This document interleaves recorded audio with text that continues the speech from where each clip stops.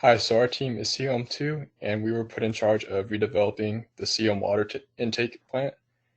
And very quickly into this project, we realized that with it being a prime location downtown and along Lady Bird Lake, we had an opportunity to bring in a lot of people from different walks of life. And in order to do so, we made it our goal to use the building in different ways and include different functions in order to support community inclusion. Next slide.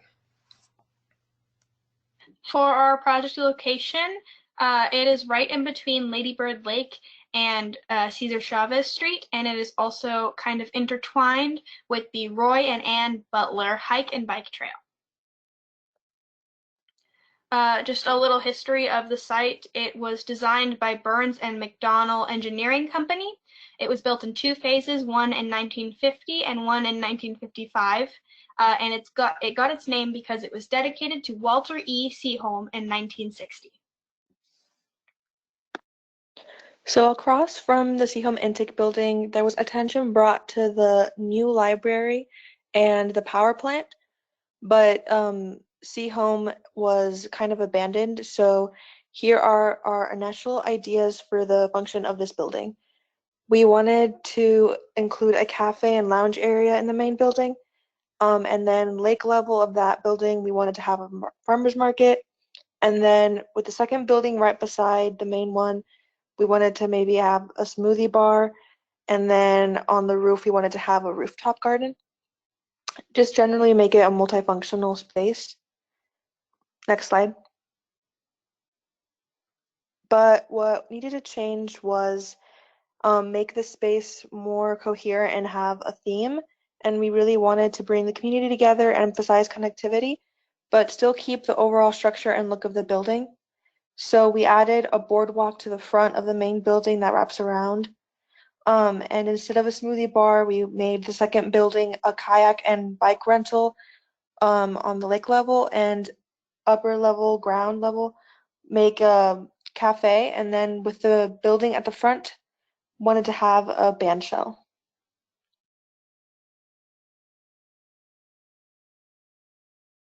Okay, so for the lake level, for the bottom half of the buildings that face out toward the beautiful Lady Bird Lake, we decided to, with the incorporation of community engagement, we wanted to install a boardwalk that would wrap around the front of those buildings, which would give the idea of or which would open up to a farmer's market down below, which would, I guess, get pedestrians and such to want to interact with this boardwalk and take advantage of the view. And then not only do we have in the main building the farmers market, but in the secondary building off to the side that also faces out toward Lady Bird Lake, in that bottom half, we also decided to do a bike rental and kayak shop for citizens of Austin to take advantage of the nature around them, and yeah, take advantage of the beauty of Lady Bird Lake and the trail that goes right along the Seaholm intake plant.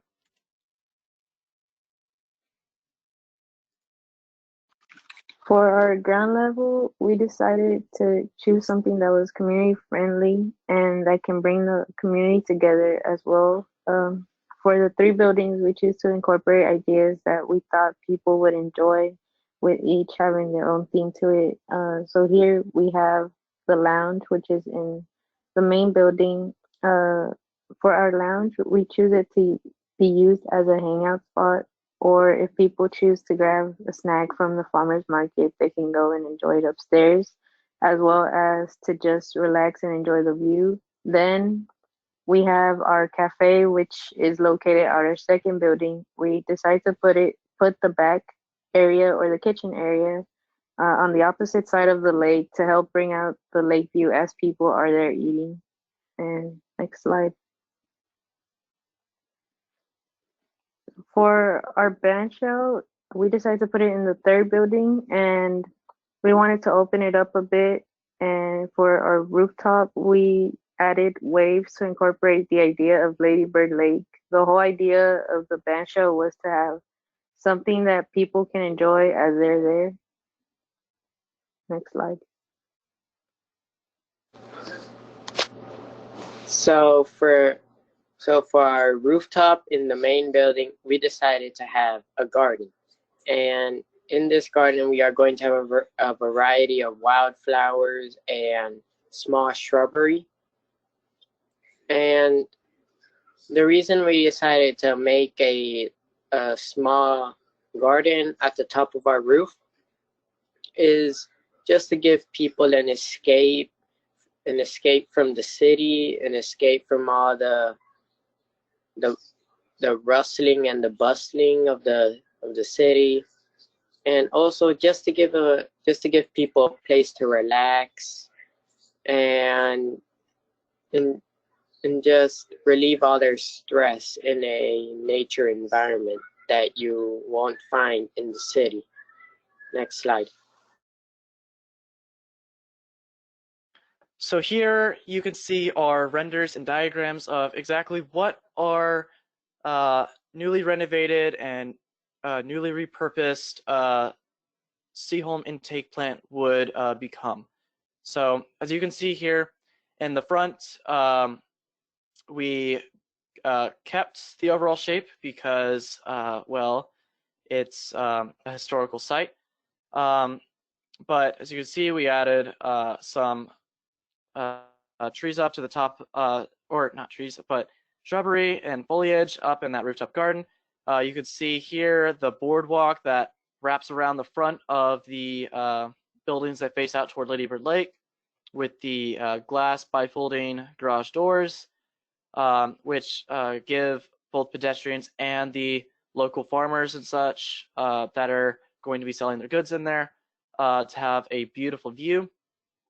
So you can also see the like a small courtyard we installed, as well as the staircase that goes up to the next floors. And then you can see what the this lounge area would be when it is fully created. There we go.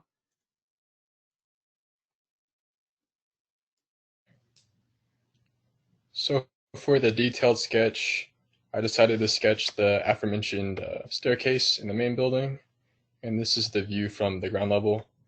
And as you can see, we took advantage of the architecture and the space we had by including a tree in the center of the staircase. And we did this in order to connect to the themes of nature as seen in the rooftop garden and the shape of the band shell. And we also did it to connect to the upper levels. Next slide. So here we have our schedule, and of course the first thing that we have to do is settle our construction documents. So we are going to see what changes is going to be made to the building and how we're going to do it. And then next we are going to start getting our permits in order, and we are going to begin the pre-construction process. And then we are going to mobilize the site, bring in all the materials, all our workers, and then we are going to start the construction of the farmers market. Since it is very big, we are going to need a lot of time to finish it up. And as we are building our market, we are going to start the construction of the cafe that was mentioned beforehand and the band shell. And we are scheduled to finish on March 13th. No, sorry, May 15th. Next slide. So I hope we were able to demonstrate throughout this presentation how we're able to use this building in many different ways in order to, again, support our theme of community inclusion, especially in this divided time and especially when this coronavirus pandemic ends. So thank you.